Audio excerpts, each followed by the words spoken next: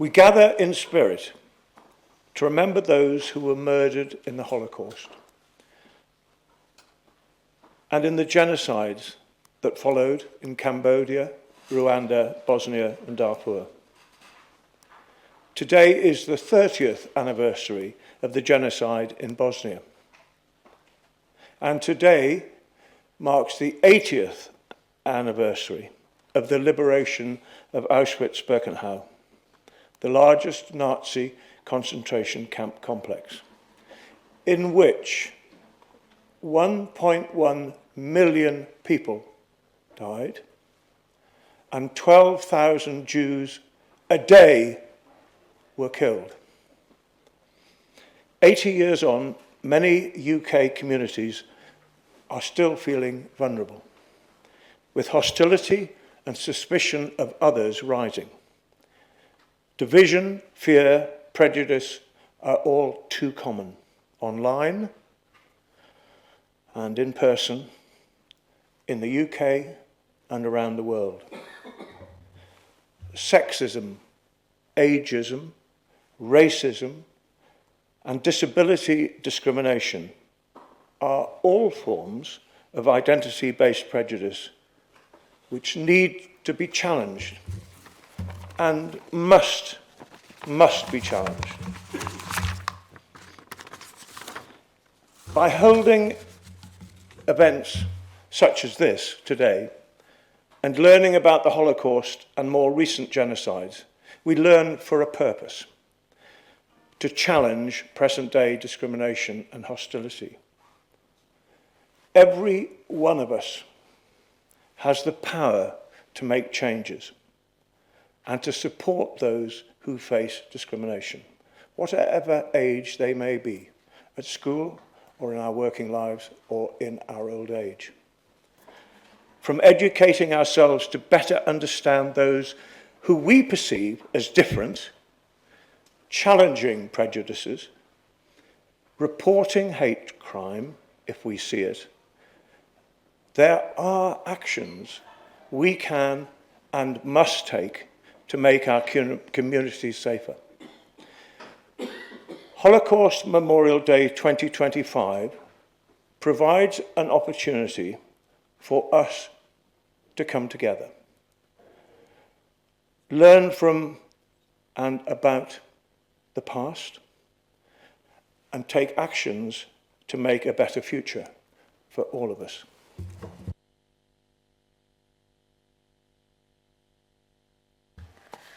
Good morning everyone, thank you again for joining us this morning at our Northumberland Holocaust Memorial Day event. My name is Gracie, I'm a member of Northumberland Youth Cabinet and I'm joined today by Caroline, Toby, Emily, Carsten, William, Chris and James, who are also members of the Youth Cabinet or the UK Youth Parliament. Together we'll be hosting today's event. Rabbi Lipsy will now say a few words on the theme for a better future and light the memorial candle. Thank you very much.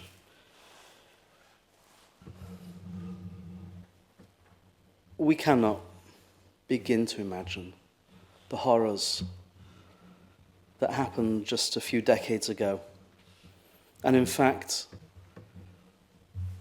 not that long ago either. I mean, 80 years ago is one thing, but 30 years ago, and even into today. There's so much pain and suffering and sorrow. It's difficult to comprehend. After the Holocaust, when the Jewish people were decimated, over a third of us had been killed in the Holocaust. From about 18 million to 6 million were killed, 12 million were left.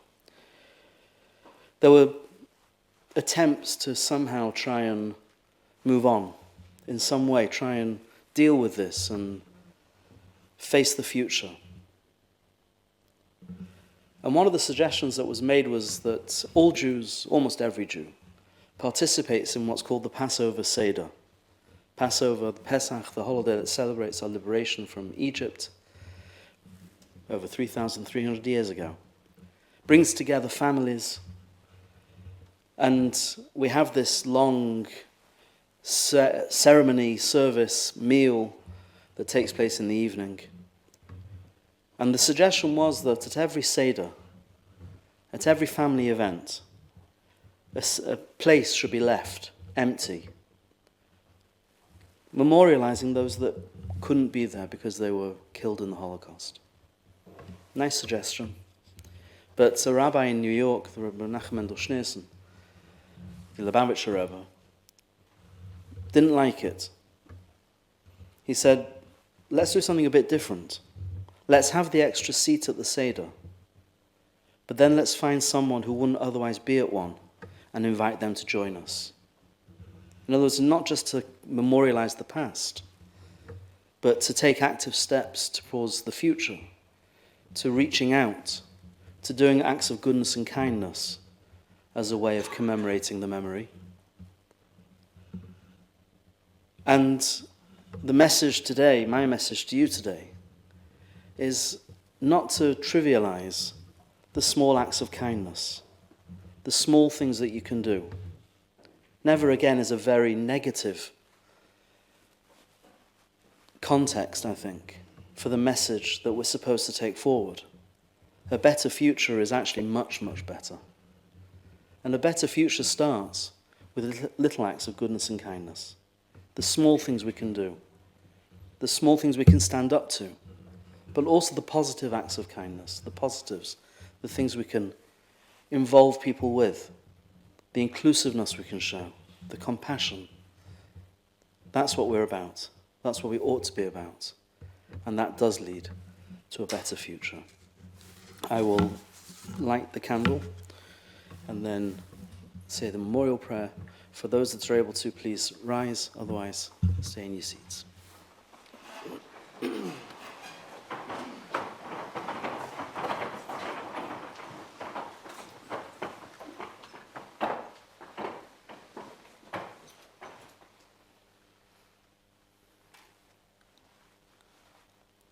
Following the prayer, we'll have a moment's silence, and then please sit down and the program will continue. I'll say the prayer in English first, and then in the Hebrew. Almighty God, full of mercy, who dwells on high, provide a sure rest upon the wings of the divine presence, within the levels of the holy and the pure, whose countenance shines like the sky. The souls of the 6 million Jews who were murdered, slaughtered, burnt and exterminated for the sanctification of your name by the Nazi assassins and their collaborators.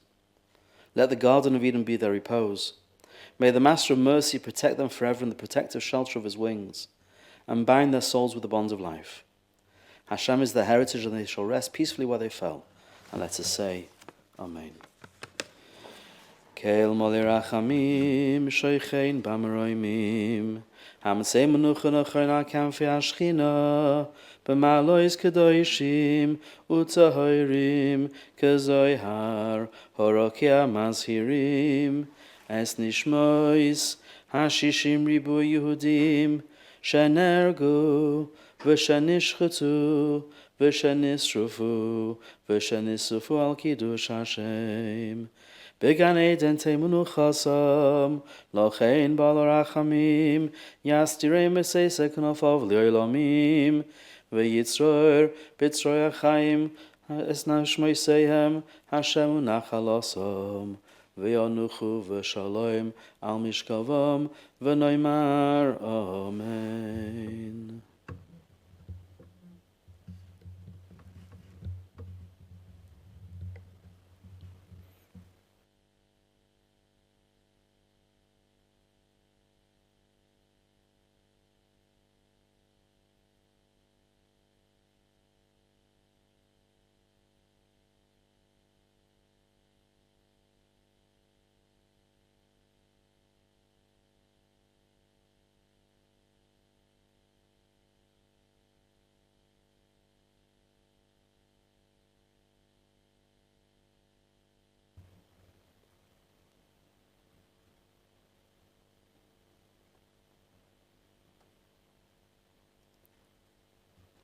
Thank you. Please be seated.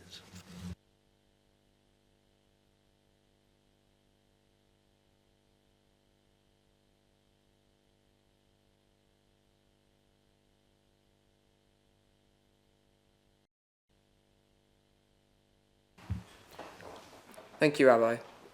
We will now hear a short reading from Deanna Vandervelde, the Vice Chair of the Standing Advisory Council on Religious Education. Hello, everybody. I'm delighted to be able to be involved in the Northumberland Holocaust Memorial Day event once again. And once again, I'm going to share a story connected to my family, to my father's family, the Spiro family. So it's a poem, but it is around one of my cousins. 3 Spiro brothers arrived in June of 1938 in the Northeast, being prepared to set up a factory making paper. And it's actually mentioned in the poem. And this is the story about Adam Spiro, the son of Jacob Spiro, the oldest of the brothers. And all the brothers were had shades of different ginger hair. I was often asked, was your father one of the ginger ones? I said they were all ginger. But Adam was particularly a bright ginger hair. And this comes into the poem.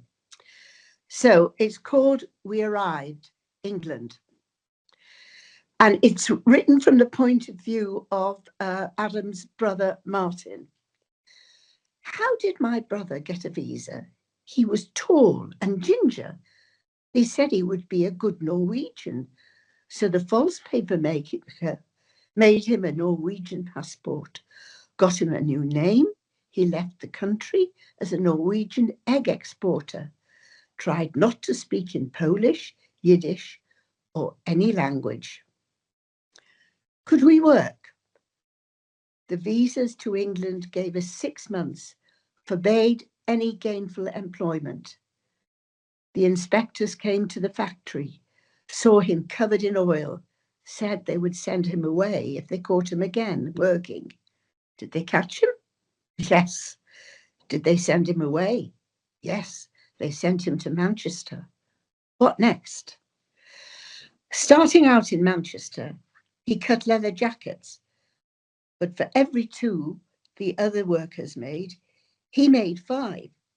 So they didn't like it, ganged up and stole his tools. So what next? He took live chickens in paper bags to the kosher butcher. One day in the bus, the chicken flew out of the bag, flapped all round the bus. So what next?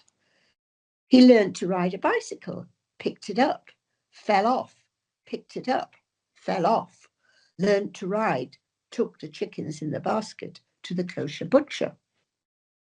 So what next? Machines arrived for paper making from Poland, and they began to make paper. But who needs paper in the war? Blackout. We need blackout. So they blacked the paper, made enough in a week to feed the whole family for 6 months. No time for play. We worked 7 days a week. Saturdays, their working day, Sunday hours. I studied every day, 7 days a week, learned English from nothing in 6 months. No time for friends. What was I to do with friends? And no one says, and no one asks, and were you happy? Yes, he would have said. Yes, I survived. Freedom means different things to different people, but to me, it means world peace. World peace means that there are no wars, every person is safe, and all cultures can come together to live in harmony. Nobody should have to fight to feel safe in their own home country. Freedom should not be something that only certain people can have. It should be a universal right. I think that people shouldn't move on into the future without remembering what has happened in the past. Those who forget history are destined to repeat it. To us as young people, a better future can imply 1,000 ideas and 1,000 dreams. A world void of hate and oppression, a world of equal opportunity. But a better future can only be accomplished with the end of racial abuse and oppression against all races and religions. As the next generation, we must stand up and work towards these goals. A better future for us all consists of a world with equal opportunity, a world of better health, a world of greater education, a world of freedom to be you, The future has never been brighter. If I had a message for everyone, it would be look at what we can do rather than what the world is now. We have come a long way and I see no reason to be pessimistic. As a white male, I recognise that I probably do represent one of the least oppressed groups in history. I stand here today fortunate that neither I nor anyone I know has experienced the horrors of genocide or systematic oppression, except for one story.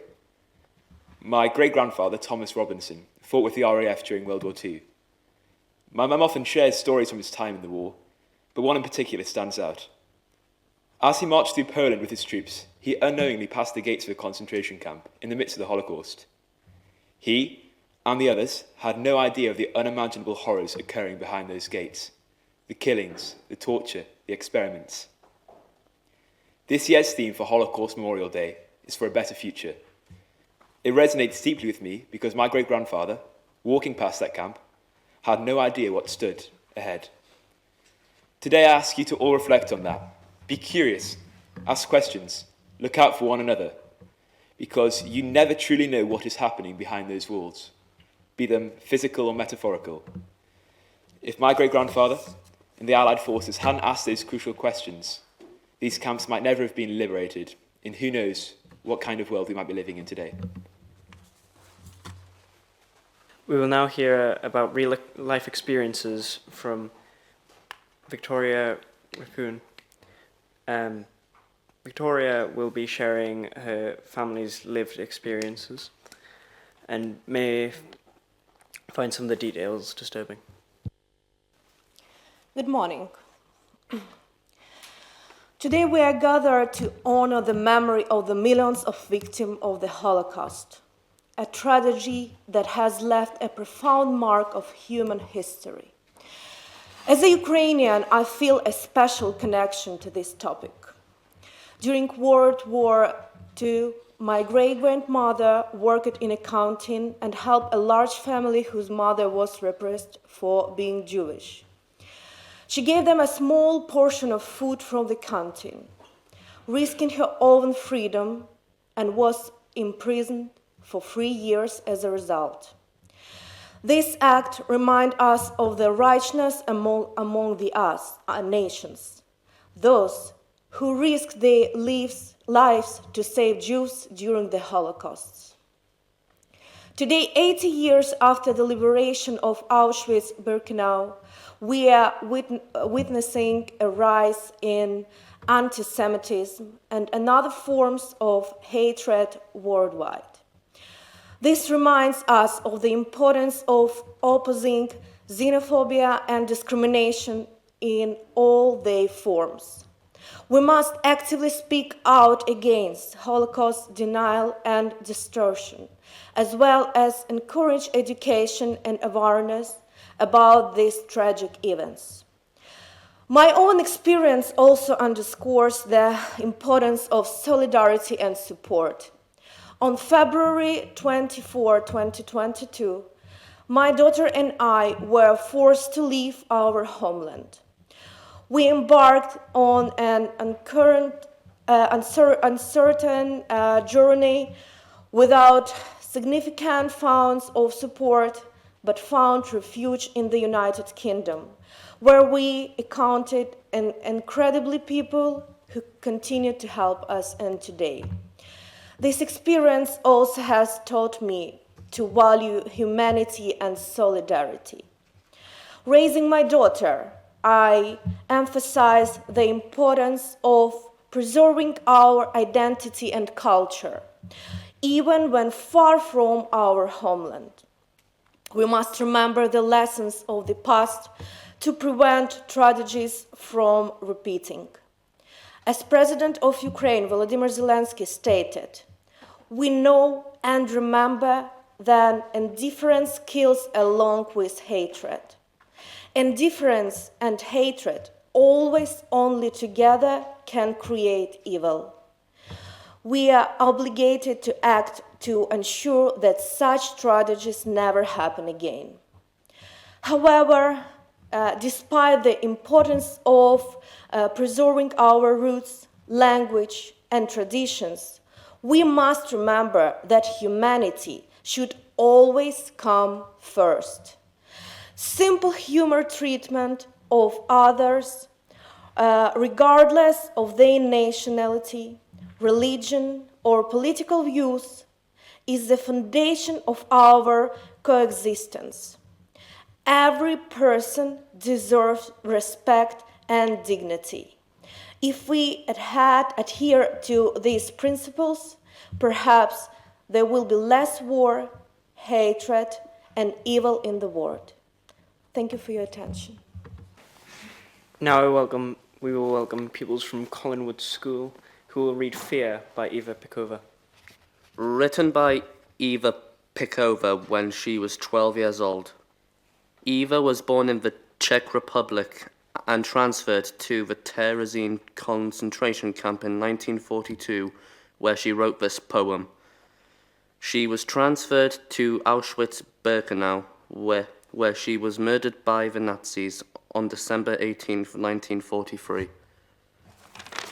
Today, the ghetto knows a different fear. Close in its grip, death wields an icy scythe.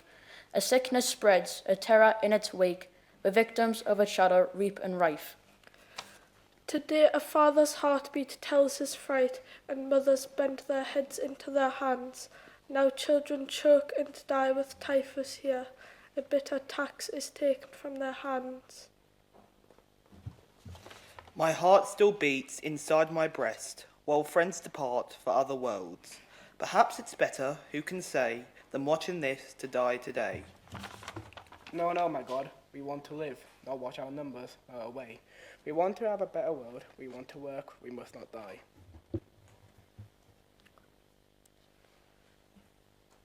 We will now hear about the 10 stages of genocide. I'm going to be speaking on behalf of the Refugee and Asylum Youth Club. The stages begin with classification. The differences between people are not respected. There's a division of us and them, which can be carried out using stereotypes or excluding people who are perceived to be different. There's the symbolization, which is in the second stage. There's a visual manifestation of hatred. The Jewish population in Nazi Europe were forced to wear yellow stars to show they were different. And there's stage 3, which is the discrimination. The dominant group denies civil rights or even citizenship to identified groups. The 1935 Nuremberg laws stripped Jews of their German citizenships, made it illegal for them to do many jobs or to marry German non-Jews. Go on to stage 4 with dehumanization.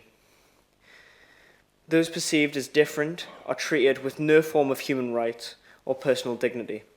During the genocide against the Tutsis in Rwanda, Tutsis were referred to as cockroaches. The Nazis referred to the Jewish population as vermin. Stage 5, the organization. Genocides are always planned. Regimes of hatred often train those who go on to carry out the destruction of the people. There's polarization.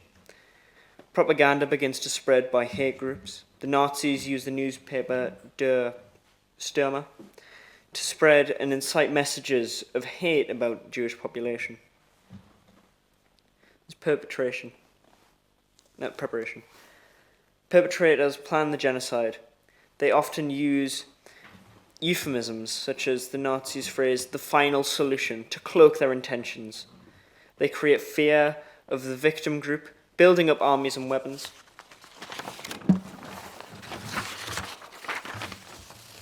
And there's the persecution. Victims are identified because of their ethnicity or religion. And death lists are drawn up. People are sometimes segregated into ghettos, deported, or starved, and property is often expropriated. Genocidal massacres begin. Stage 9 is extermination. The hate group murders their identified victims in a deliberate and systemic campaign of violence. Millions of lives have been destroyed or changed beyond recognition through genocide. At stage 10 of denial, the perpetrators or later generations deny the existence of any crime or wrongdoing. We will now hear from Natalia Timoshenko and her personal experience. Natalia will be sharing her family's lived experience. You may find some of her details disturbing. Доброго дня. Хочу розказати історію своєї родини. Коли я вже була не зовсім маленька, а моя прабабуся була ще не зовсім старенька, вона любила згадувати своє минуле. Її батько працював ІСУ, а він їздив на коні по селі і робив об'яву про роботу у пана. Наприклад, сьогодні посадити картоплю 5 копійок за годину або прополоти бур'ян 6 копійок за годину. Майже у кожному дворі в цьому селі люди мали свиней, своїх курей, гусей, кролів, качок, курів. Вирощували свої овочі, картоплю, моркву, буряк, квасолю, капусту. Сім'я прабабусі вважалася заможньою, так як у них були коні. Вона також часто згадувала, це була її улюблена згадка, як кожної суботи пан запрошував музикантів, щоб молодь могла танцювати і не сумувати. Але, на жаль, все змінилося, коли вбили царя і почалася епоха російських більшовиків. Російські більшовики розпочали своє жорстоке панування, їздили українськими селами і забирали у людей все. Вони не залишали навіть шматка хліба маленьким дітям. Забиралися запаси їжі, худобу, овочі. Люди варили суп із трави, яку могли знайти. Але коли трава закінчилася, голод змушував їх до страшних рішень. У розпачі деякі батьки вдавалися до неймовірного вибору, щоб врятувати свої сім'ї від голодної смерті. Пана, який давав роботу, більшовики вбили першим. Тих, хто не хотів віддавати свої запаси, або розстрілювали, або відправляли до Сибіру. У ці жахливі часи моя прабабуся мала 3 маленьких доньок. Одну з них взяла її сестра, яка не мала власних дітей і могла прогодувати хоча б одну дитину. Але, на жаль, ця дівчинка померла від дизентерії, так як ліків також не було. Її ім'я тепер занесене до музею Голодомору у Києві. У моєї прабабусі теж забрали все. Коней, на яких їздив її батько, курей, гусей і навіть останню гнилу цибулю. Вони вижили лише завдяки тому, що її чоловік сховав корову далеко в лісі, де більшовики її не знайшли. Там же він закопав 2 мішка кукурузи. Це врятувало їх від голодної смерті. До кінця свого життя моя прабабуся ніколи не дозволяла викидати навіть крихти хліба. Російські більшовики не лише вигнали багатьох українців із їхніх домівок, а й змусили інших померти страшною, голодною смертю у власних оселях.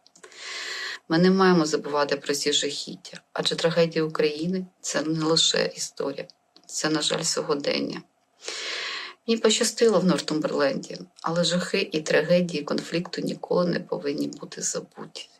Я молюсь за краще майбутнє для України та її народу. Дякую всім. We will now head over to John Bayon, the chair of the council, for a short reading. Good morning. This poem was written by Lolo Lewis, who served with the British 11th Armoured Division, which liberated Bergen and Belsen concentration camps in April 1945. I've read this poem quite a few times over the last few days, and the more you read it, the more emotional it gets, so please bear with me. Long gone the sound of battle from this foreign dell, as we tread again the Belsen grass, remembering comrades, young men all, who died to reach this awful hell, hallowed now for eternity, as the clouds from memory swiftly pass. Listen then, can't you hear, the silence here around, telling us of terror and ancient bestial fear. How real is this silence that permeates from underground?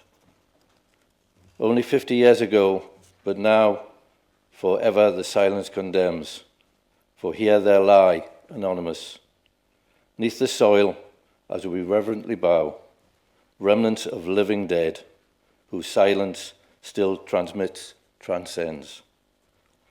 Listen to the silence still, and lift your head on high. Are you waiting for a question or an answer, and a void to fill. Quicken then the pulse, breathe deeper still, answer the silence to the question, why? Thank you. Dr. Helen Patterson, Chief Executive, will now close today's service. Thank you, Rabbi Lipsy and Council Chair. And thank you to each and every one of you for being here and bearing witness to this most important milestone in the Council's calendar, Holocaust Memorial Day. I am not going to tell anyone in this chamber what Holocaust Memorial means. In one sense, we have that shared understanding through learning in our schools, through books, film, and the wider media. Some of you from personal testimony passed down through the generations. I feel confident we have that collective consciousness. But above all today is about a moment of personal reflection, when each of us can look inside to consider for a moment what it must have felt like over 80 years ago to be the other, to be forgotten, to be left to the most awful fate imaginable. I cannot begin to know and feel what that must have been like. Yet I owe it to the victims and the survivors to at least reflect personally, to remember them. I also know that there are people with us today who have personal connection to the Holocaust, perhaps as young survivors, perhaps losing family and loved ones. I cannot tell those people what Holocaust Memorial Day means. It is by its nature a deeply personal thing. Personal reflection. This memorial is also a day for our County Council, its members and officers, to recommit to our duty to make our society a better place, free from hatred, prejudice and discrimination. And I can assure everyone here and our residents beyond this event that building such a society is at the core of my role. It's a foundational part of my mission in public service. I want to recognise and thank the part played by our young people from our county. How lucky we are to see the next generation take their rightful place in these events. We are blessed to have such young people in our communities. And in many ways, this annual memorial is like the passing on of a baton, so that future generations remember, reflect, and continue to ensure that our society is a better place. Your learning and participation today gives us, dare I say, the older generations, the confidence that you will grasp that baton. You will build communities free from hatred and prejudice. So thank you for sharing in this memorial. And again, whilst I wouldn't attempt to tell anyone here what this day means to them, I feel certain that by shared remembrance marking this Holocaust Memorial Day 2025, that we are committing to make a better future for us all. Thank you.